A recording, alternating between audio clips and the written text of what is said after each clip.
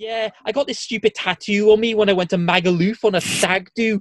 Can you help me out, mate? I'm just sat there like, you know what? No, you should learn to live with your piss poor decisions. And like, if you're gonna go and do stuff like, you know, having the Nando's chicken tattooed on your leg, like, I think you should be forced to live with that for the rest of your life. And any of the romantic partners that has forced you to lose.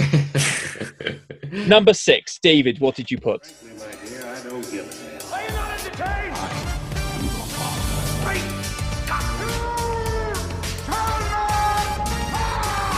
Here's Johnny. I'll be back. It's not the car, it's a silly movie boy. Well, good movies. Yes, welcome to Well Good Movies, the podcast that gives you the topics worth discussing and the movies worth watching. I'm your host, David Osger, and I am joined once again by our very own Greg Davies, i.e. the Taskmaster. Hello, Greg. Hello, little Alex Horn. So for the people at home, Craig, what is the context? What have you been up to virtually this week? Yeah, so a group of friends and I, not including David because he's not cool enough, we basically have a little quiz club. But instead of a quiz for this week, they instead agreed to allow me to set them Taskmaster-based challenges. So we had a variety of interesting things go on, which was great. One of the challenges was you have to hold 5 eggs in an unusual way. Somebody did it while they were at work, got caught by their colleagues, and then their colleagues bombarded them with pictures of them holding 5 eggs. One of them was make the most loving tribute to the Taskmaster. Somebody contacted a load of my friends, including David, who decided to share a lovely anecdote about me driving over a footbridge. One of them accidentally, though, made a load of my friends think I was dead. That was an interesting thing.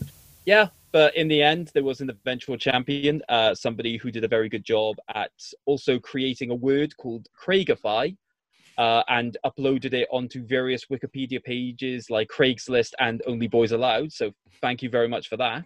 Yeah, no, it was just a good fun time. I'm just waiting for David and the rest of our friends to allow me to do it to them. Well, yeah, it sounds fun. If you at home would like to get challenged to a task by Craig, get in touch. And I'm sure he'll be happy to send you some tasks. And we'll also have some interesting tasks, I'm sure, from our Taskmaster at the end of this episode. But before all of that, we, of course, have our main topic today. And our big question is Netflix the best content creator out there at the moment? No. See you next week, guys. Good record, guys. Yeah. Thanks, guys, for having me. On the podcast, we love to talk about the topics worth discussing, and Netflix is obviously a big contender at the moment because of everything that's happening in the world. You just had Extraction, one of their original movies, which is their most watched Netflix original to date with 99 million views. You've had films like The Wrong Missy, and we've just had The Old Guard come out, which are fellow Netflix originals, which are also doing very well. And then they've got upcoming projects like Chicken Run 2. They've got Ava DuVernay is involved in a project. You've got the Russo brothers. So they very much are becoming a big contender for Hollywood. And because of the fact that they're syncing up with projects which are like stop motion animation and franchises from the 80s, etc., it does make Netflix look as if they are more for the fans and more for filmmakers. So, you know, that's why we're asking this question today, and why we have got our guest who is perfect to talk about Netflix, as he has had some experience with them as a filmmaker in the past. It's his first time on the show. He is a Welsh film director, athlete, and expert in digital marketing. It is Elliot Slade. Hello, Elliot. Hey, guys. Thanks for having me. So you're currently in Dublin at the moment, but you are from Wales as well, originally. Yeah, from Cardiff, born and bred. Awesome. Good to hear. And what's your specialty at the moment? So mostly freelance at the moment, videography, photography, and digital marketing. But as you know, trying to be a director full time, but you've got to have some side jobs to fund that because it's not a cheap hobby, let's say. No. So what is your sort of experience with the Netflix side of things? You worked in America for a while. Yeah. So my first experience came from a company out in the States, Elride Productions, who work on Netflix productions, and they kind of help produce different films. They've actually moved a bit to Amazon and independent now, which is interesting, and I'll talk about that later. I think they had one of the highest rated iTunes films to rent, which is what we could talk about, kind of where their direction. And so I was actually a PA, and I consulted a little bit on one of their documentaries, and I kind of always keep in touch, and they're interested in kind of talking about doing some work over this side of the world soon as well. So from that, in that point of view, they've been a great experience of kind of what real production houses are doing and real kind of content creators are doing. And then coming around this side of the world, it's been a lot more independent and, you know, locally funded or privately funded productions, which still are amazing for creativity, but it's a different world there. Yeah, and it's definitely another interesting topic that, you know, we can talk about, and I think intertwines with it a bit, just for the viewers at home as well, just to get a feel for yourself as a film buff and filmmaker. You know, what is it that got you into film? Because I know originally you were you went to America, etc., for, you know, athletics and that kind of stuff.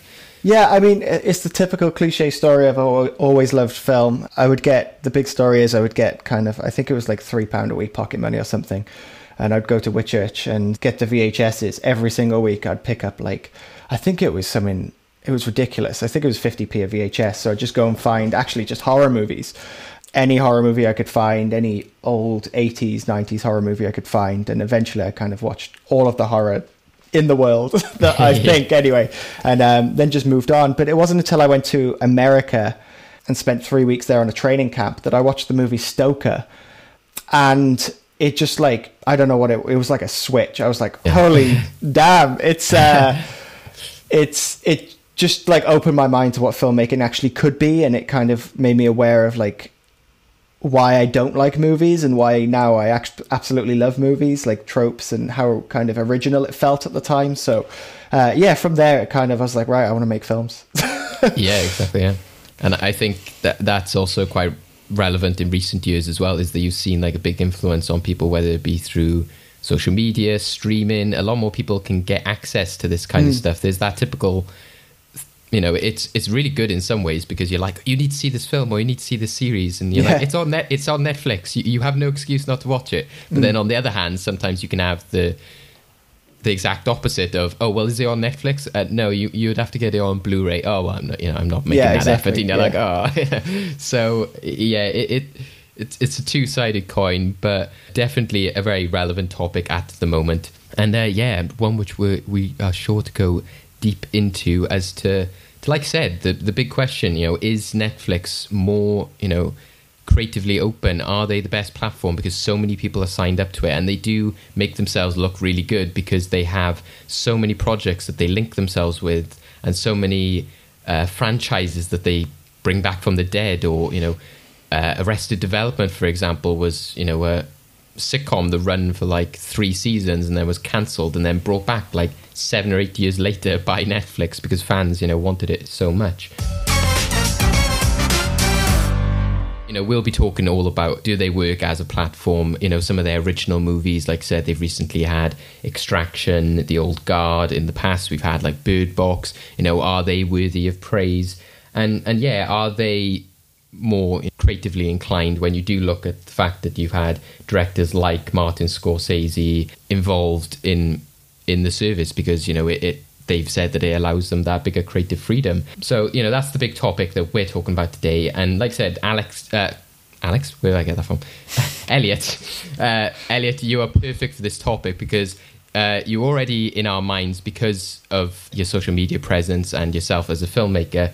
But then, lo and behold, I check out your Instagram and you've got an actual post about why you don't like Netflix and why people shouldn't put faith in them so much. So tell us a bit about that, about your thoughts, you know, where that sort of video came from. Okay, so roll with me, like, you know, stop me where you need to and have an argument. I'm up for that for sure. But you've said a few things I'm going to try and touch on quickly.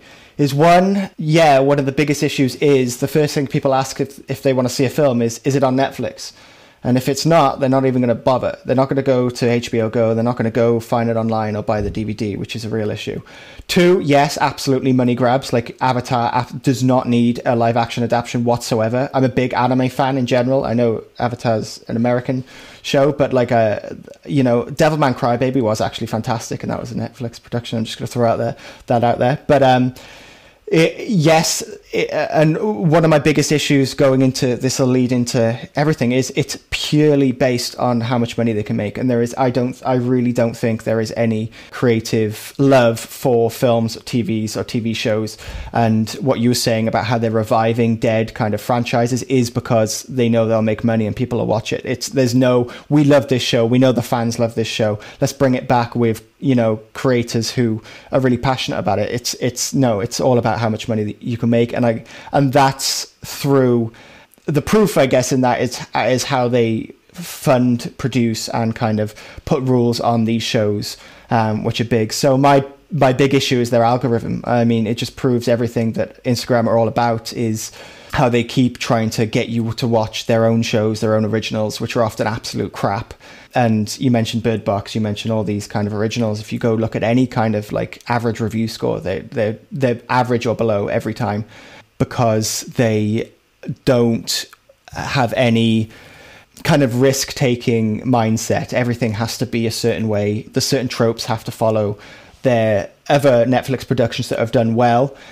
For instance, like if a show does well on Netflix, then they'll analyze why the show did well, what tropes they had, what lines of dialogue they had, what characters they had. Then they'll put that into their next originals because it worked well. So you're not getting original content. You're getting rehashed Netflix original stories in different settings and frames, which I think is a huge issue in general, because that then programs people to think that this is good if a film is this way. This is good if this show is written this way, instead of why the hell are we seeing the same plots, the same stories, the same dialogue, the same arcs every time?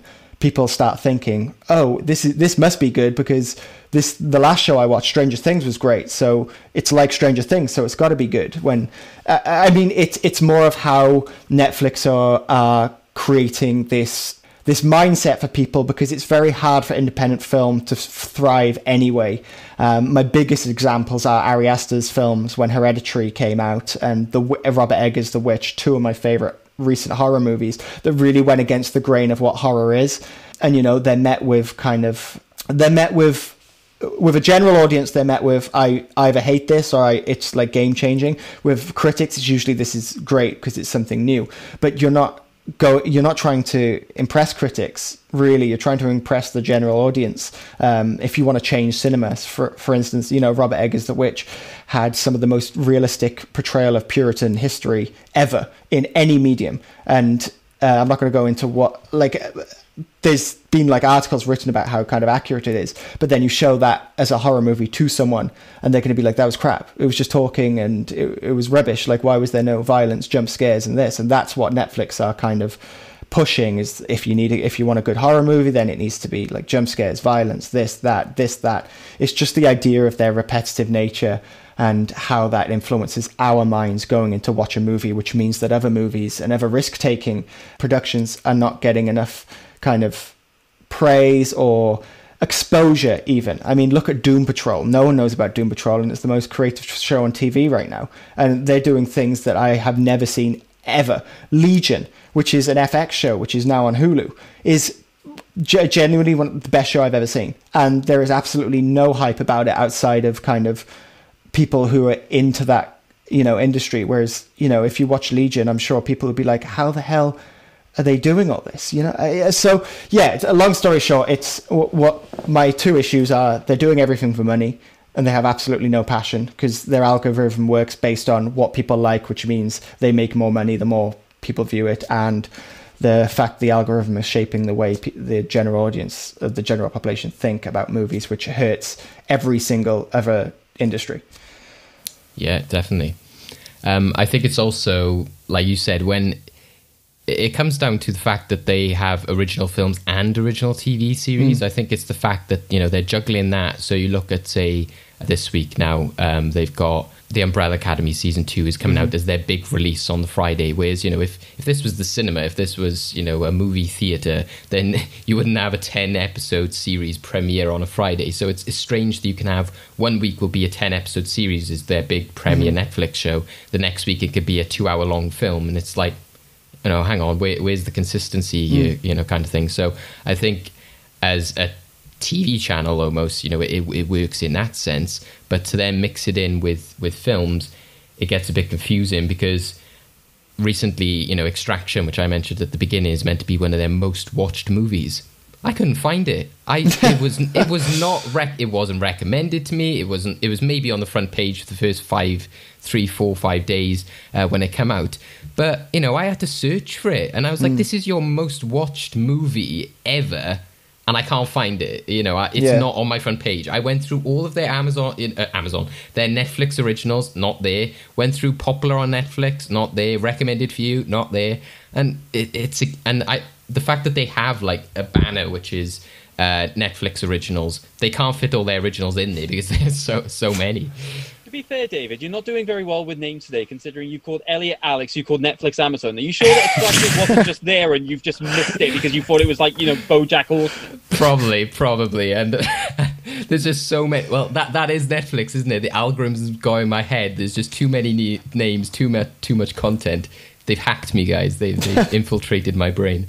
What I'm interested in, Elliot, is that I think you're right about the idea of sort of duplicating algorithms of like the shows and the films. I'm just interested if you can name the sort of examples that come to your mind when you want to think about this duplication, because I've got some in my head, but I just want to see what yours are like. Well, I would say I'm the worst person to talk about Netflix with sometimes, because I refuse to watch them. I mean, I haven't seen a Netflix production since Devilman Crybaby, which was an anime, because it was by a fantastic director. But what I know is, in terms of kind of how they do this, is, like I said, they'll take things out of series or scenes out or dialogue out completely if the viewership goes down during that segment.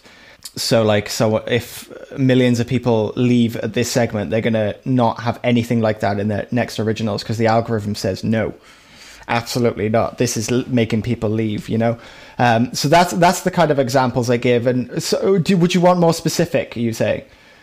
Or... I mean, if any came to your mind naturally, like I said, I've got ideas in my head of where I can go on. This happening in practice. So ironically, it's we discussed Last Bender earlier, but the show's basically created by their producers since then. So like Voltron and the Dragon Prince. I've seen scenes like that. You can definitely tell that it's more than just the same writer's influence, but it's just the idea of they've taken aspects of those shows and just put them into overdrive. Yeah. So like there are characters who are written in a very sarcastic way, and then they basically turn half of the cast into that type of sarcastic character. Exactly. Yeah. That's absolutely it. That's you couldn't I couldn't say that better. That's exactly it. It's a copy and paste format for what works. If the sarcastic character is like big right now and everyone's memeing about it on Twitter, they're not stupid. They'll put those characters in to shows like that. You're absolutely spot on. And again, watching Extraction and The Old Guard, I liked Extraction, but The Old Guard I thought was terrible. And that was, Chris Hemsworth, Charlize Theron, two very big Hollywood names, and they very much were playing very similar characters. They were this stoic person with shades, very serious character, both based on graphic novel, comic book adaptations as well. And, they both went for the same aesthetic of war and soldiers down on the ground. There was nothing stylistically different about them. I think Extraction worked because it had, say, the Russo brothers influence a bit more on it, and there was a bit more in terms of the cinematography, etc. But also, you were saying, I think before, wasn't it, Elliot, about having characters put in there for, so you have to have this type of character, and you have to have this female role, and you have to have this male character. And I've never been a big fan of tokenism, so that kind of stuff does bother me as well. Yeah, that's one of my biggest issues. I mean, as someone who identifies as in the LGBT community, the representation of LGBT characters is absolutely offensive. It's so annoying that a lot of the characters in Netflix productions who identify that way, that's their sole trait, that's their personality, that's their character, rather than having 3D development. It's this character's gay, so this is their entire trait, and this is that's their story about how they're gay, rather than a gay person having their own story through being the lens of gay, instead of it being about that. And representation is just awful in Netflix. I think it's one of the worst things, and representation is something I'm big about in my own filmmaking as well. I really think male gaze is a huge thing. You should have female the writers, consulting on female characters, because just little things like that. And that Netflix are kind of ramping up the tokenism to look good a lot of the time. Yeah, and that's definitely the case. Again, don't watch The Old Guard, because you literally do have a scene in which two characters who are together are taken captive, and this guy goes, "What is he, your boyfriend?" And then they look at each other and they go into this big speech about how it's he's the best person in his life and he's his life partner, and it just makes me want to cry. Yeah, it's so just bad. it's so corny. But like you said, it is the fact that they aren't people apart from that soul relationship. And the worst bit about that is that they've apparently lived for hundreds or 1,000 years or something. So you're like, have you really not developed any more of a personality in 400 or 500 years? Exactly, no consistency. I'm just trying to work out what the hell is the Old Guard? It's basically they're all Wolverine without the claws. They've just got their immortals. Isn't it Highlander, but updated? Yeah, kind of. Under your algorithm theory, yes. Yeah. It is based on a graphic novel, and they are immortals who can live forever. They can't be killed, and it's also a weird film because the villains have actually got quite a good point in which they're like, we want to capture these people and use them for experiments to cure things like cancer and dementia. And so you're supposed to be on board with the people who are running away from them, and you're like, no, I'm pretty sure I would want to get rid of cancer and dementia. Capture these people, please, because, and then they just throw in... Aren't you describing the Maze Runner right now? Yeah, kind of. But at least in that, they could sort of, get away with the whole, they were manipulating, it was an evil corporation doing it, etc. And then they were kind of taking advantage of children, etc. This is just, 4 people who they just wanted to capture just to take their DNA. I heard the soundtrack was awful as well, Beyond. Oh yeah, they just throw in random pop music at the top of fight scenes for some reason. What pop music? Oh, they're just generic songs, and it's just say the one of the characters is going to save their friends, then the lyrics are literally singing, "I'm not going down without a fight. I'm not going down without it." And you're like, oh god. Okay, I just wasn't sure if they were pre-existing pop songs. So if you just turn around, it's I just randomly a Katy Perry track. Bon Jovi, "Living on a Prayer," right there. No, it just is copy and paste again. Copy and paste, adverts or music. Yeah. One angle I'm sort of interested as well is, like I said about before, is the TV series versus movies as well, and again that idea of having so much content on there, what your guys' experiences were just, there's that classic thing of what do we want, what do we watch tonight, and you could be there for an hour looking through the service. I think it's hard enough, like you're saying, to pick a show. Sometimes I'll spend way too long picking what I'm going to watch because don't want to waste my time, and that's why I avoid Netflix like the plague, because I know I'll waste my time in the first 3 episodes. So I think the movies versus TV thing is quite interesting. It's not something I've considered really, but I think you're right kind of to say that Netflix is a TV, the new TV, the new show, but then it becomes into kind of binge culture, 10 episodes release, that's 10 hours then you're going to spend over the next 2 days instead of weekly serials like Doctor Who and stuff. I think people just stay on Netflix, which is a problem because they have so much shite that's people just spend so much time on Netflix that they end up picking a Netflix show instead of moving to HBO or Hulu or FX or Amazon Prime or whatever. So it's the problem is it's not varied content. You're just browsing similar content all the time. Yeah, and that's why I've liked about Amazon, for instance. I think that they make some really interesting and good content. Actually, is a lot more diverse and feels real than some of the Netflix originals. So again, it got into a bit of trouble later seasons because of real life events. But Transparent was I thought an excellent series for just having a completely diverse cast and just really out there stuff, which was not the type of stuff that you saw on TV at all. I've talked before, I really enjoyed Man in the High Castle. As far as Netflix, I have talked before about, I loved The Dark Crystal. I think because the Jim Henson Company was a lot more involved in that, then that managed to avoid a lot of the tropes of, algorithm based. They did have a bit of LGBT representation, but again, it was something that was really, really subtle and done pretty well. And Umbrella Academy, I really enjoyed that, and that, that's coming up. And again, I think that has kind of miss the whole, algorithm based stuff. But like I said, there's so much other stuff on there which is sort of more aimed at teens, like Sabrina and Riverdale, and a lot of that gets like chucked at you when the previews come up and you're just like, oh, this just looks like the same show kind of thing. Yeah. I just take so much persuading to watch anything. Yeah. That's why I sort of avoid all this. Like, if I go onto Netflix, it's not the case of, right, I'm just going to browse, see what can come up there. Usually it's a case of, right, I specifically am going to watch this thing because I've been told to. Go on there, done. And I just avoid all this crap. That's why it's easy for me to jump from platform to platform as well. Because I managed to scare David a couple of months ago when I said to him, oh, by the way, I've got Amazon Prime. He's like, oh, right, that came out of nowhere. It's like, yeah, I needed to watch something, so I finally got it. It's like, right, well, what about you could now finish watching The Boys with... Nope, done it. Oh. Thanks for the heads up. It's like... The joys of streaming.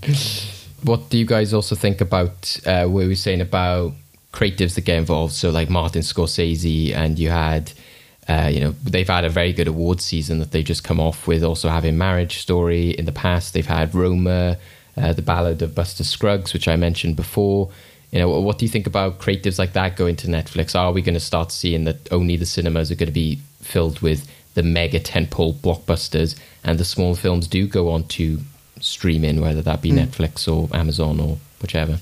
Well, I think to start that this kind of big Hollywood thing you're talking about with Scorsese and the Coen brothers and stuff is actually quite rare. Like, I mean, it's like once a year you get a big director doing a film for Netflix. But if you listen to them talk about Netflix and how kind of constrained they felt, that's telling in itself. I mean, Scorsese did The Irishman, and I'm sure it made loads of money.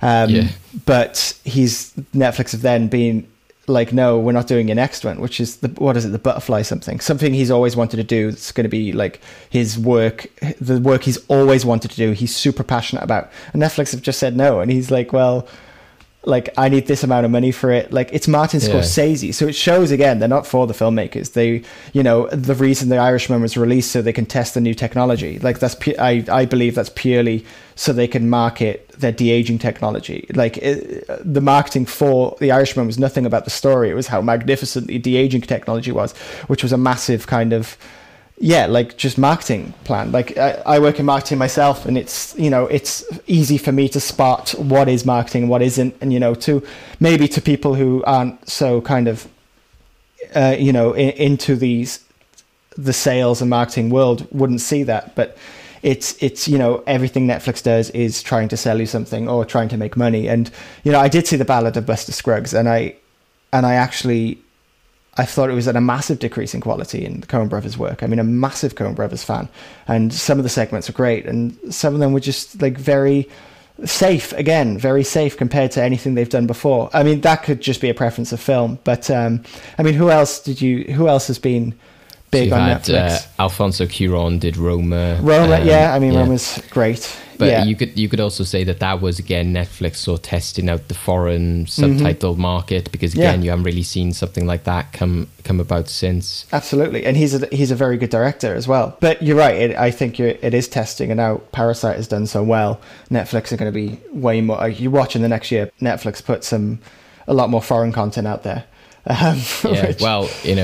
Bong Joon-ho, like, he didn't start with Netflix, but he did Okja for them as well. So he did. Yeah, so I know that before 2 years ago, everyone sort of laughed at the idea of Netflix being an awards contender because it's Netflix, and everyone just said, well, they're cash grabby. But now they're in a position where they have been responsible for quite a few strong, reputable films, regardless of whatever quality they have. I think they have the ability to go, we want to do this to get this, and then people are going to be more inclined to believe it, even if there is still an inherent snobbery potentially about the idea of, well, is that quality necessarily going to be there behind, say, like a major studio in the cinemas? It'll be fun to see. You're so right. They've got so much money now that it doesn't really matter.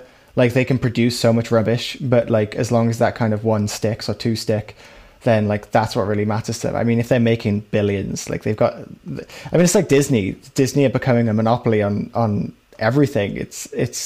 I think we're going to see Netflix versus Disney very soon. And that's very much the situation you have got in, that Disney Plus is going for that weekly release schedule, format, and, they're coming up with their big franchises, and Netflix is at the same time trying to make their big franchises to rival them. And yeah, I think sometimes you also get the unfortunate aspect of things that get dumped on Netflix. So like recent, examples I saw noted down, you had like Annihilation, you had... Andy Serkis did that Jungle Book adaptation, which was Mowgli, but because that was coming out like not long after the Disney version, then it just got dumped on Netflix.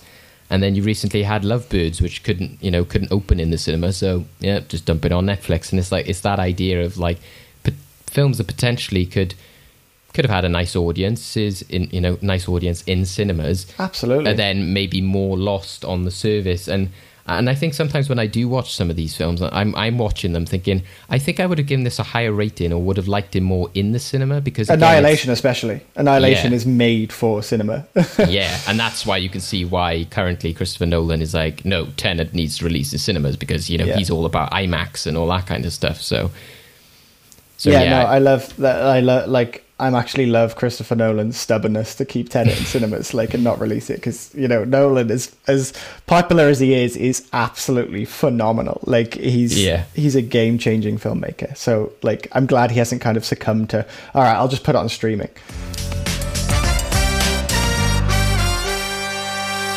One last one for me in terms of when we're talking about things lost in the library and things that are dumped on Netflix. I'm still sour at Netflix for not renewing American Vandal, which was a Netflix original mockumentary series that they did, which had 2 amazing seasons. I loved them so much. They are so inventive. They're unlike any comedy I've seen on television.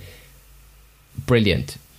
And there's so many people who are angry and disappointed that they didn't renew it. But again, it just comes down to that it's not bringing in enough subscribers. And that's the problem with their business model. It's not so much about how many people are watching it. They need to attract new people. So even 50 million people could watch it. Well, if those 50 million people have been subscribed for 5 years, that's not useful to Netflix. They need to bring in... It's not a conversion. Yeah. Exactly. So they need to bring in new audiences. And I think... that the fact that they're doing Chicken Run 2 is again screams to me that they're like, okay, well, let's get the Aardman people in here, let's get the Jim Henson, we got the Jim Henson people now after Dark Crystal. We don't need to make another Dark Crystal series because we already got them. So but yeah, whereas American Vandal was genuinely a good series and had some fantastic writing. But again, I've spoken to loads of people who'll be like, oh, I've never seen that, and I'm search it, and they're like, oh, I never saw this recommended before. It's because it probably was lost in the library of content. Yeah, it's probably not trendy anymore for Netflix. I mean, I remember watching American Vandal when it came out, and it was hilarious. It's that, super bad type humor, stupid, dumb, but it's actually really well written. But it must have, like you said, it's either not attracted new subscribers or, only 10 million people watched the new season instead of 50, which they want, Yeah, exactly. I'm not going to lie, I completely forgot that it existed. Exactly, you've proven my point. Because when it came out, I didn't have Netflix, right? So now I do, thanks David. I should actually go back and watch it. I might watch that again, actually. It is great. I mean, it would be better than one of the last series that I watched in full, which I came out with problematic views on. Which under the anime category, I was encouraged to watch. I'm not sure if you've seen this, Elliot. Beastars. No, I haven't. No. Okay. It's made me question a lot of what the hell is going on in my life. Because the basic concept of it is a world in which animals can basically talk and interact. Oh, I've heard of it. Yeah. And basically, it's the weird dynamic of it being within a high school setting with animals, so that certain animals don't know if they want to eat each other or have sex with each other. And it's just, I don't think I'm a furry. I don't know. You're on the edge. Talking about the edge is a bad thing to talk about when we're talking about bestiality. When I saw that on Netflix, the trailers, I was like, this is them trying to appeal to the furry market. They're appealing to everyone. Yeah. They're like, oh, do you know what was popular? Zootopia. Let's make an adult version of that. Exactly. But I was surprised watching Cursed. I was like, these are really bad endings of episodes for a company that's meant to be the best at this kind of like, you want to click next and it's literally there as a little preview icon, like starting in 5 seconds, you know, and you're like, oh, go on then. But the endings of each episode, I was like, I don't feel I need to watch the next episode. You know, I don't feel. But whereas American Vandal, that was really good at, like, you know, because again, it was the crime element, and they were like, oh, is it this person? And then you'd be like, I need to watch the next one. So, you know, they are sometimes good at that and sometimes not. Yeah, one must have slipped under the radar. You're right. One of the big things they do is every episode must end on a cliffhanger, especially if it's a big series. I don't think any series that's like on their top like 50 or 100 will not have kind of a cliffhanger, which, I mean, you could say is a good trope or a bad trope, but again, when you're forcing people to do something, I think you're crushing creativity. Like, you're forcing cliffhangers instead of, you know, just naturally telling a story. It's like when you direct a scene, one of the big things, you know, in film compared to theatre is that you let the actor have complete freedom. And as soon as you kind of say, go stand there, or cry in this scene, or smile in this scene, you're a bad director, because you're telling the actor to do something and it crushes their own kind of interpretation and creativity. And I think that directly applies to how you produce a show too. Yeah, definitely.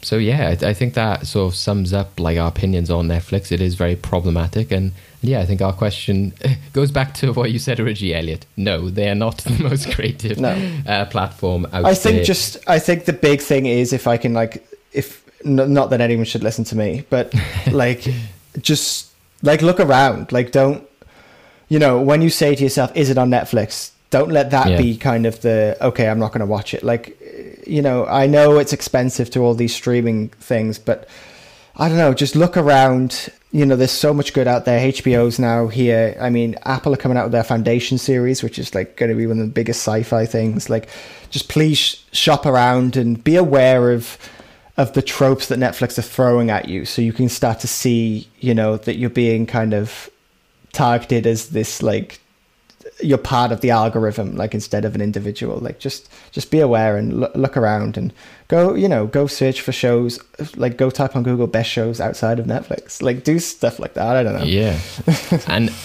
and if you do see a film on Netflix you like didn't intend to watch or were surprised by, then use that as a reason to then go to the cinema and watch something you didn't intend to watch something that's like completely you didn't expect, you know, like, so if you just chuck on something on Netflix and they go, oh, that was actually really good, well, do that at the cinema, you know, go support like these smaller films that need you to go do exactly that. From everything we've talked about today, and no pressure, guys, you know, we've got our usual segment, which is the movie vault. So we usually input a film or series of films that we think represent the topics that we've discussed. Today we've talked quite a big variety of films.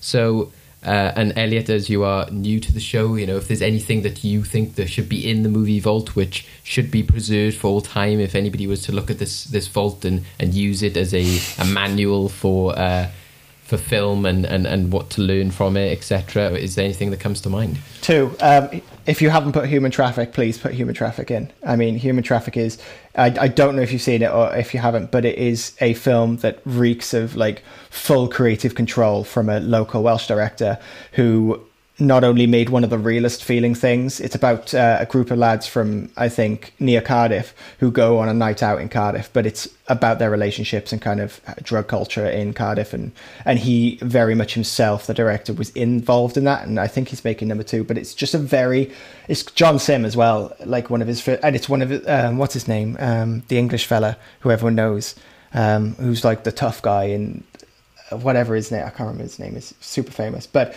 he's young, and it's just a fantastic representation of indie film at its top, like just an unknown director, and he did a video series of like him trying to fund the film, and it's just wonderful to see. And then second, if you haven't put Extra down, let me just find, I think it's David Wallace, the horror movie. Sorry, are you on about Danny Dyer in terms of... Danny Dyer, yeah, that's it. Danny Dyer. Now on EastEnders, how far you've fallen, 15. Danny. Like all the people I was thinking of, Danny Dyer was like the last person. Really? Yeah, but I was thinking of Jason Statham. Oh, it could have been. Yeah, actually, fair play. Yeah, he's like 15 and he's just wonderful, like absolutely wonderful in it. To be fair, Human Traffic, like we said about before, what films you should watch, film school, like how to learn film. That was one of the first films I watched awesome. in university. I think there was like a book which was like, shots in film, and I think my lecturers must just put a lot of emphasis on Human Traffic because obviously it's a local film, and it was just like right there in the student library, like, pick me, Oh, amazing. Because obviously they wanted people to watch it, and it is fantastic.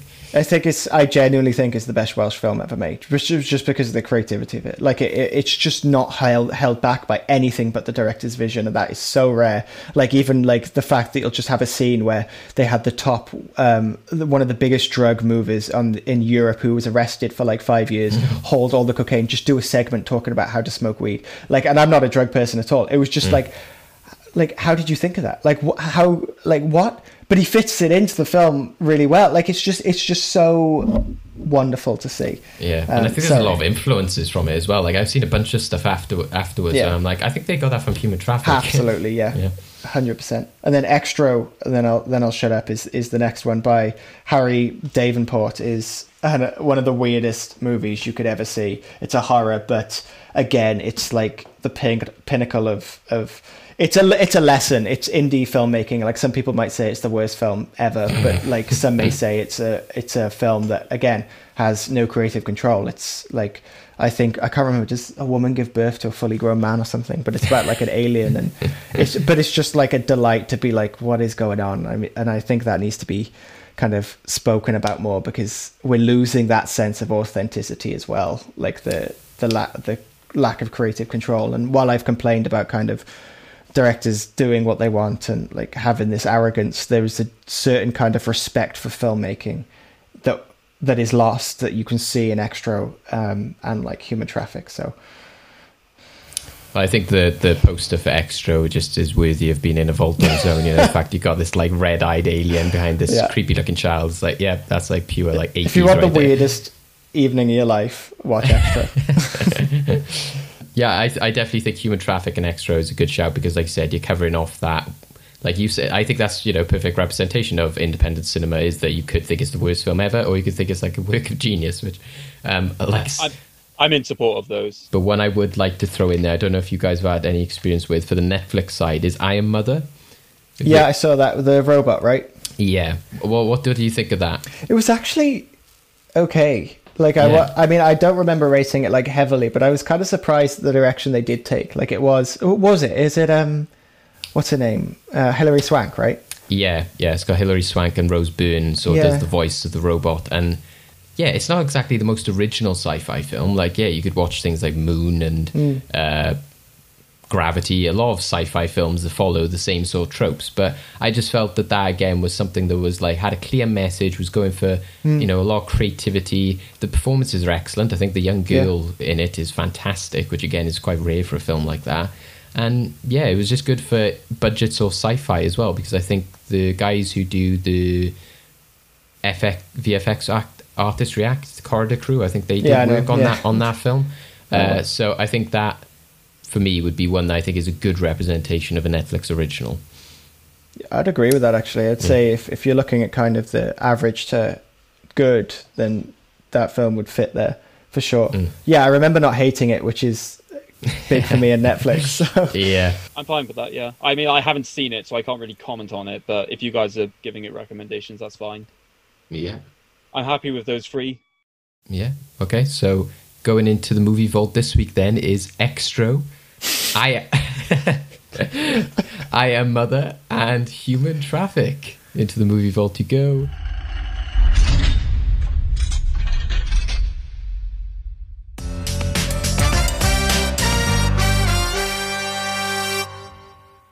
All right, endgame time. So this is a game I like to call Stream if you want to go faster. What I've done is basically on the basis of Netflix and their algorithms, one of the things they're trying to push is the idea of what is popular in your country today. So they literally have a category at the bottom which will basically tell you what the most popular films are in the UK of the day, what the most popular TV shows are of the day. So I thought I'd try a little experiment to see how well you guys can guess what the public are watching on Netflix. That's cool. We're going to do 3 rounds of this. So the first round is going to be what are the 10 most popular films in the UK today, what are the 10 most popular TV shows in the UK today, and then what are the 10 most popular films and or TV shows streamed in 2019 according to NME magazine. But to make this fair, what the game is, I'm not going to just get you to pluck things out of random, because I was like, that would be cruel, and that would also expect you to understand the absolute lunacy of the UK population, because some of these choices are what on earth. What I'm going to do is I'm going to give you the 10 pieces of media, and I want you to put them in the order of what you think the 1 to 10 would be. yeah. So basically, you'll score a point if what you've put in that position is in that position. Okay. And then at the end of the round, the person who has the most points basically wins that round, and then it's the winner of the best 2 out of 3. Cool. So, what's the order of these 10 films? Animal Crackers, Black Klansman, Fatal Affair, Searching, Slender Man, Terminator Salvation, The Equalizer 2, The Kissing Booth, Equalizer 2. The Kissing Booth 2, and The Old Guard. What I should also mention is basically I'm only going to give you a minute to make your choices. Okay. So basically, I'm just going to play the sound from Countdown to make things atmospheric. Right. Pressure's on.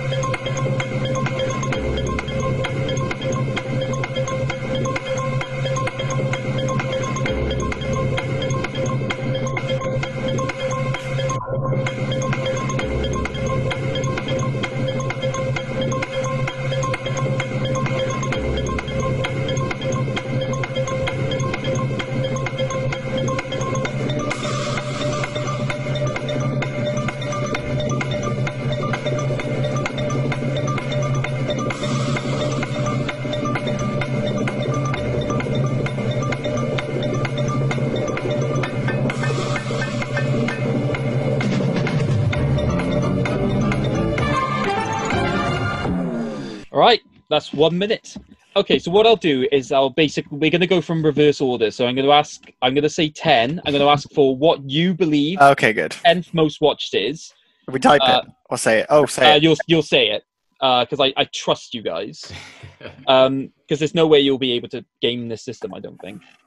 But you'll say it, and then I'll tell you what the actual number 10 film is. So we'll start with David. Those, what's your 10th? What do you think is the 10th most watched of today? I've put Searching. I can't remember what this film is. I recognise pretty much all the others, but it just seemed like a vague sort of film, which I thought might have appeared at the bottom. Okay. Elliot. I'm going to say Fatal Affair, because I've never heard of it. Okay, so David. So Yes. you said Searching. You are... Elliot, you said Fatal Affair. You are... The answer is it's Slender Man. Oh, okay. See, I think I saw that like yesterday or Saturday, and it was like higher up then. So number 9, Elliot. Fatal Affair. Can't repeat films. It's literally, you should have written out an order. Oh, sorry. Okay. Yeah, no, I didn't I write. said Fatal Affair. You can't say Fatal Affair again. The Kissing Booth 2. Okay. David? I've gone for The Equalizer 2. Battle of the sequels. Okay. David, you are... Elliot, you are... Do you want to know what number 9 actually was? Go. It was Fatal Affair. Oh. If only Craig was kind. I'm going to be kind. I'm going to give you half a point for that. There you go. Because the thing is, as well, you're going to have to say Slender Man for one of the higher ups. Yeah, I see what you mean now. Yeah. I know that the kissing booth is brand new, so that's where I knew it wasn't that low. Okay. For number 8, David. I've gone for Terminator Salvation, or as I've listed, Term. I'm going to throw mine away. Slender Man. Okay, so I'll say you are both. Number 8 was The Equalizer 2. Oh, okay. God damn it. Yeah, so I said that. I had the same thing. I was like one behind. So we're now at number 7. Yeah, Animal Crackers. Never heard of it. 7th, I've put this throwaway Fatal Affair. Okay, you are both. Oh my god. It's Black Klansman. Oh, wow. That's only just landed on there. That's not very high up for something just released. The hype's gone. Maybe. Yeah, 2 hours gone. Maybe it's just too close for home for some people, what with what's going on. True. So, number 6, David. I've gone for Old G or The Old Guard. Okay, Elliot. Well, I have to go for Searching. I'm throwing that one away too. Because I didn't say Searching, did I? You haven't said Searching. I Okay, said so I'll say Searching. Searching. Okay. This is going well for you guys. Oh, That one was Animal Crackers. okay. God damn it. Or Animal Crackers. That's just come out and it's very low down. David, number 5. That I went for Slender Man because I thought I had seen it higher up. So Equalize. Wait, Well, You haven't said Equalizer 2. but that's been an answer, right? That has been an answer. Okay, yeah, Equalizer 2 then. for both of you. Throw So my... this one was Searching. Interesting thing, David's number 10 and 5 are basically swapped to what they actually are. He answered Searching as number 10 and Slender Man as number 5. It's the other way around. oh, damn it. Okay, number 4, Elliot. Wait, have I said Terminator Salvation? You haven't. I'll say that. Okay, David. so this is 4, yeah? This is number 4. Yeah, I had gone for Black Klansman, so again, throwaway. Okay. Well, David, we already know is Elliot. Oh! It's all riding on the top 3 for me. How is that so high? Why? I know, right? That's mad. That has no relevance. When did Why that come out? one- Like 5 years ago? Yeah. If that. Yeah, jeez. Maybe it did just drop today. And yeah. Number 3, David. So this I've gone Kissing Booth 1 because I know the Kissing Booth 2 is new and people are watching them together. Elliot. I would say The Kissing Booth. You are both. Hey. You're both correct. Number 2. Oh, so, yeah. So, number 2, Elliot. Oh, I guess I have to say Black Klansman then. Because I know All God's got to be number 1. Okay, and David. I had written down Animal Crackers, so again, throw that away. Because I'm fairly confident in the top, but I don't know. No. Okay, so you are both, for reasons we already know. Number 2 is The Old Guard. Yay! Which means number 1 of today is The Kissing Booth 2. Whoa! Yay, I was right. I've never heard of The Kissing Booth. I had never heard of it till like it had come out, but yeah. So you are forced into your answers. So Elliot, you are. David, you are. But is it enough? So at the end of that round, and it's a close round, David has 2, Elliot has 2.5. Damn your generosity, Craig. Thank you. So in terms of round 1, the winner is Elliot. Hey. My lack of knowledge.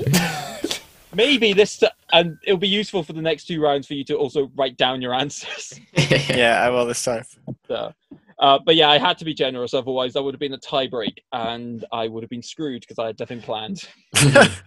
Okay, so are we ready for the top 10 TV shows of today? Oh, geez, yeah, okay. So I've also written these Is this just Netflix or general? at Netflix. Okay, cool. I'm not going to have any clue. I'd love it if they had a metric to measure all like most popular TV Every- shows everywhere. Wouldn't it just be like BBC News or something?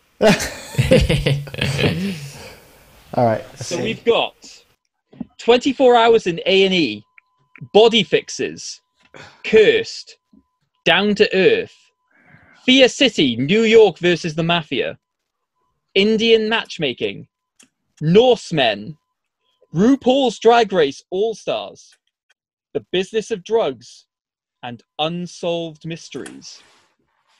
This just goes to show, like I said, the type of thing people watch. But Good. So have I again, heard your any of these? time starts now.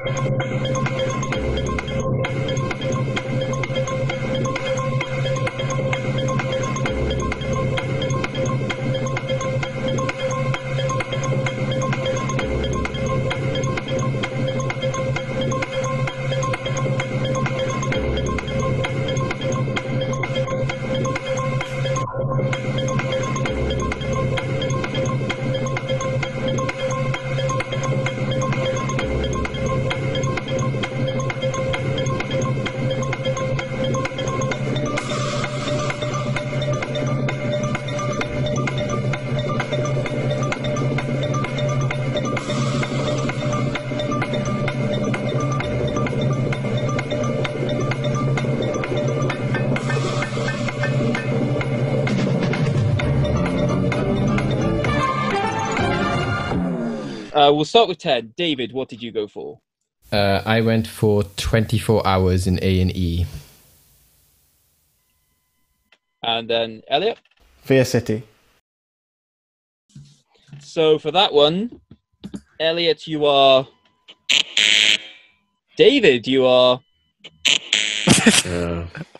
It's the answer is Norsemen. I've heard of that though. That's weird. Yeah, it kept getting recommended to me at the end of everything I was watching Oh, recently. maybe and it's that's like, what it is. Yeah, Yeah, I think they're trying to encourage people to see it. yeah, it looks dumb. So, okay, number 9. Elliot, Business of Drugs. David. Indian matchmaking. Okay, David, you are. Elliot, you are. Oh. Oh, The Business of Drugs was indeed the 9th watch show of today. wow. Yep. I give people too much credit for how interested they are in drugs, apparently. Yeah, I mean, you give people too much credit generally. Yeah. Right, number 8, David. That I've gone for. Sorry, I've like hidden the chat. What's it called? Body Fixers, is it? Yeah, Body Fixers. A show which is a spin-off of Tattoo Fixers, and you know how much I despise that program. Once Body Fixers actually comes up, I will talk to you about the premise of the show and why I also despise that. What's your... 24 Hours in A&E. Both gone for body manipulation programs. Elliot?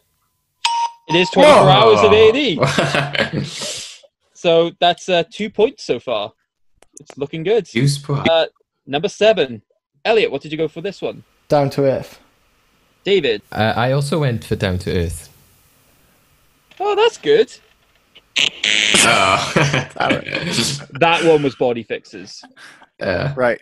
Yeah, so basically, this is essentially the evolution of Tattoo Fixers, where people go on saying, like, hi, this thing is wrong with my body. Usually it's a case of, I've done something stupid to my body, can you fix it? And half the time I'm watching it, because, well, I've not watched it, because I watched Tattoo Fixers, where that's just like, yeah, I got this stupid tattoo on me when I went to Magaluf on a stag do. Can you help me out, mate? I'm just sat there like, you know what? No, you should learn to live with your piss poor decisions. And, like, if you're going to go and do stuff like, you know, having the Nando's chicken tattooed on your leg, like, I think you should be forced to live with that for the rest of your life. And any of the romantic partners that has forced you to lose. Number 6, David, what did you put? I put, this is going to be a loss, so Norsemen, is it? Same, Body Fixers. Cool. I'm not going to worry you with the sound because it's equalizing. That was Indian matchmaking. So that's good news for David in a sense. Yeah, it's bad news for me. It means that pretty much all of David's... Yeah, he Yes. hasn't mentioned much, so he's got some left. So David, what do you think number 5 is? I thought that was... what's it? The Business of Drugs. Yes. So again, throw away. So we know that's going to be wrong. I'll just do that now. Indian matchmaking, wrong. Oh, good. That was Down to Earth. Okay, so number 4. Number 4. Elliot, what do you think this was? Oh, hold on. Oh, I've missed one. What have I missed? What? Oh, Norsemen. Yeah. Norsemen. And David? I've gone for Unresolved Mysteries. Okay, I thought it was Unsolved Mysteries. Oh, sorry. Or whatever. Okay, well, Elliot, we already know is... David? Oh. Oh, damn it. I thought that was a huge show. I knew the mystery element would be something that would be high up there, but I just know if other stuff's just landed, it might be. All the podcasts I listen to is talking about that unsolved mystery. Yeah. Damn. Okay, so at this point, David has 1, Elliot has 2. Elliot, what do you think the third most popular is? So according to this list you sent me, at this point I now assume it's Cursed, RuPaul, then Unresolved? Yeah, since we're not allowed to change, I'll just go for, damn it, Cursed. Okay, and then David? Yeah, this is a difficult one. This one I've gone for Fear City, New York versus the Mafia. Is that a big show? I know it's just landed, so that's where I was hoping that, you know. Well, this is going to be interesting because is it Cursed? Is it Fear City? Oh. It's RuPaul. Oh, damn it. Really? I underestimated how popular RuPaul was. I thought RuPaul was like the most popular. Yeah. Like one of the most unresolved mysteries. Jeez. Again, I think it has just gone on there, so it might just be a case of people waiting to get around to it, kind of thing. So I'm out. Like I'm done. Oh. So what you're saying is your next 2 choices are definitely... mine's they are RuPaul's definitely wrong. Unresolved Okay, mystery. so we'll just... So at this point, it comes down to, has David got anything correct in the top 2? Oh. So David, what's your number 2? Cursed. Oh! Oh, God. What's number 1 then? So I put RuPaul as number 1, but... Also, it's What? the Fear City. It's Fear City. What? So the very thing you put... I put an F and I crossed it out. I was going to put Fear City because I was like, I've never heard of Fear City. What is it? It's literally, it's just come out. It's like about how the mafia used to control New York. And I was Oh like, my people are God. going to I was love that. That's murder. That's everything, isn't it? But I just thought maybe it's a bit lower because it's only just come out. So you have physical evidence of you having put it near the top to begin with. So what I'm going to do is that for the sake of generosity / not doing a tiebreak, I'm going to give you half a point. So the winner of that one is David. So we'll have a definite winner. I wonder what this one's going to be. TV shows, movies. Yeah, so this one is, according to a list published by NME, what the 10 most popular streams of 2019 are. So these are going to have... 2019, sorry. So this is going to have things you will almost certainly have heard of, which in some ways will make it easier and a lot harder. Are we ready? Ready. Okay. So you've got the disappearance of Madeleine McCann, 6 Underground, Afterlife, Conversations with a Killer, the Ted Bundy Tapes limited series, Murder Mystery, Our Planet, Sex Education, Stranger Things 3. Is this the most watched? Yes. Okay. Your time. Now.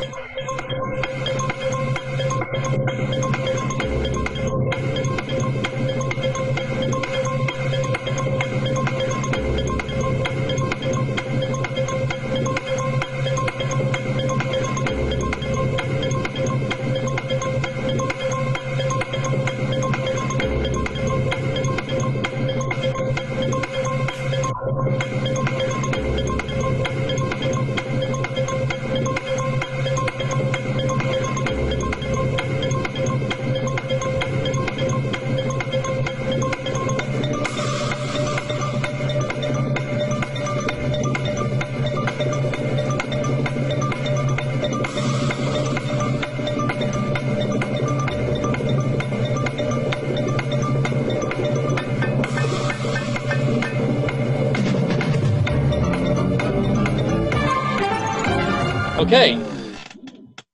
So this one is going to be interesting. I have no idea. It's pure guesswork. Yeah, that's the problem, right? Because you have to be able to tell based on when things were released as well, in terms of how much it would be going on. Okay, so let's start with David. What do you think the 10th most watched of 2019 is? So I've put this as the Tapes limited series because I never heard of that. So. Conversations with a Killer. Oh, is that all the same thing? The same, yeah. It's because otherwise there'd be 11 things. Oh, I see. Right. So what have I done? Have I left one out? You've just put the Ted Bundy tapes limited series. So whatever you put Conversations with a Killer is. Oh, I see what I see what I've done now. Okay, right. I'm just gonna have to go for sex education then because I left that out. What? So you left out sex education? Yeah, because I thought tapes was. I was like, what a weird name for a program. Tapes. Okay, Elliot. Murder mystery. Never heard of it. Okay, for that one, you are both. Yeah. The 10th most watched was Conversations with a Killer, the Ted Bundy tapes limited series. God damn it. Wow, I would have thought that was much higher. Yeah, but I did that think was it's much huge. higher. And you know what? Usually, I've been generous in this, and I've given half points. I'm not, because I tried to give you a chance, and you were just like, sex education. Well, because I was that confident that Ted Bundy would have been higher, so yeah. Yeah, I remember everyone got on about that. The sex education is the one that I left out, so I had to put it in there, otherwise it would have ruined everything else up ahead. All right, whatever. Okay, fine. Well, you get nothing. Number 9, Elliot. Our Planet. David? I've also gone for Our Planet. You are both. That's sex education. Oh, wow. Oh, David's paying for it now. Keeping with David, what do you think number 8 is? Afterlife. I had sex education. Okay, you are both. It's Our Planet. Oh, God. Oh, no. We're just always one step behind the general Number public. 7, David. Murder Mystery. Elliot? Afterlife. So, David, you are. Elliot, you are. Oh. This is a shocker. It's Stranger Things 3. What? Oh. But then was that out last year? Was that out 2018 or was it actually out last? It was out last Oh, year. was it? Okay. Oh my gosh. What? It's got to be The Witcher number 1, I guarantee it. Number 6, Elliot, what do you think it is? 6 Underground. Never heard of it. 6 Underground, yeah. Interesting logic. Didn't pay off. That's Afterlife. Oh my gosh. This is so Six, bad. 6 Underground is the Michael Bay film, which I want to say Ryan Reynolds, yeah. Okay. Oh shit, so that's a pretty big film. Yeah, I suppose I just give other stuff more credit. that's what was so shocking about this year. Number 5, David. This is a throwaway, but I'm glad I put it lower down. Is Stranger Things 3. Madeleine McCann. So David, we know is Elliot, Oh, The shocking. Irishman. Oh. Oh, I've got everything wrong. I was oh my thinking god. of him for number 5, but again. I'm out for the whole game. Oh god. The Witcher's number 1, I guarantee I just it. need to be right for that. You just need to be right once. Number 4, Elliot. Irishman. David. Madeleine McCann. Okay, so we've already had The Irishman, so we know that Elliot is. David, was number 4 Madeleine McCann? Oh. I'm sorry, Elliot. Number 4 was The Witcher. Oh. Oh, what? Wasn't it like the highest grossing Netflix thing of all time? I thought so, yeah. Yeah, but apparently not according to this list from NME. Not. Oh my god. I have no idea what's going on. So I don't know if it's possible for any of you to get any points for this round. Yeah. We'll see. David, what's your number 3? No, it's not possible, yeah. So The It's Irishman. The Witcher. That's Murder Mystery. What the hell? Number People 2. love this. Conversations with a Killer. Yeah, I put Conversations with a Killer. Six Underground. Oh, those original movies are doing really well. Actually, we said it. And number one. Stranger Things. And I put The Witcher. What? What is it? It's Madeleine McCann. The Disappearance of Madeleine McCann. Wow. That doesn't surprise me. Yeah, given the fact that I know. It's a draw. It's a straight draw. So I have to quickly come up with a tiebreak.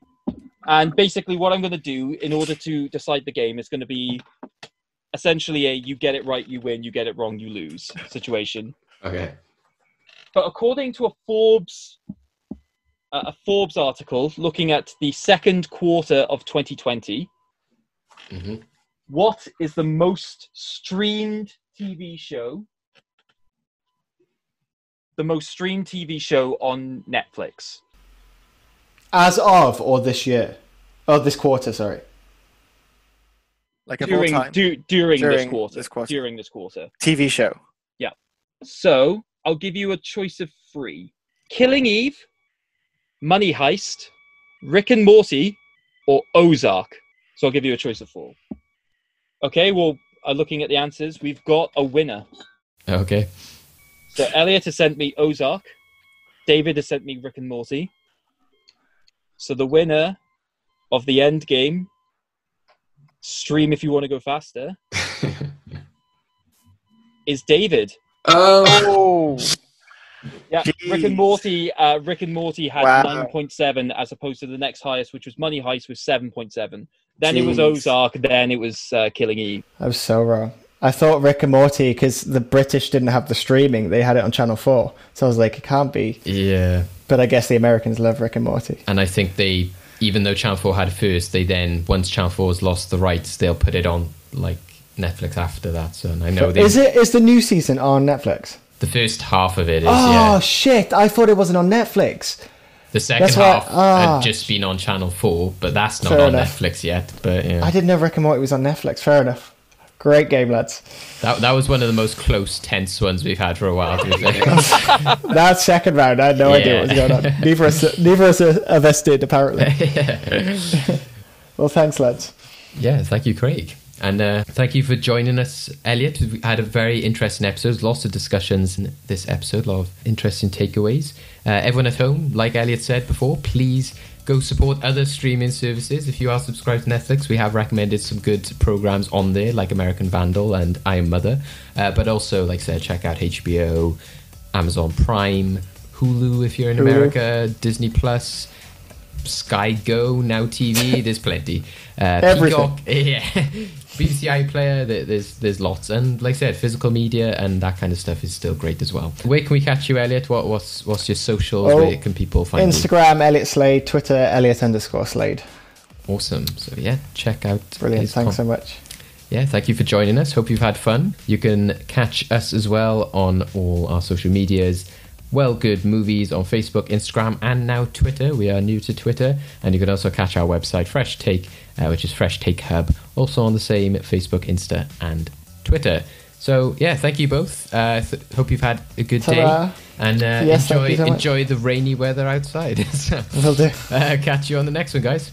See ya. Bye-bye. Good luck.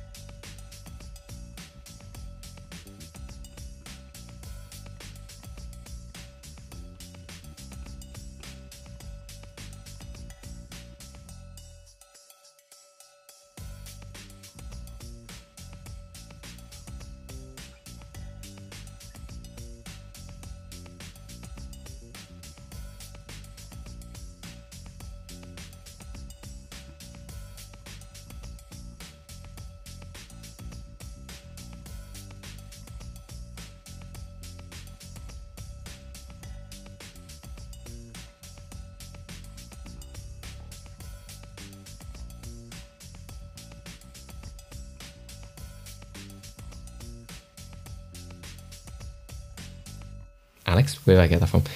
Elliot,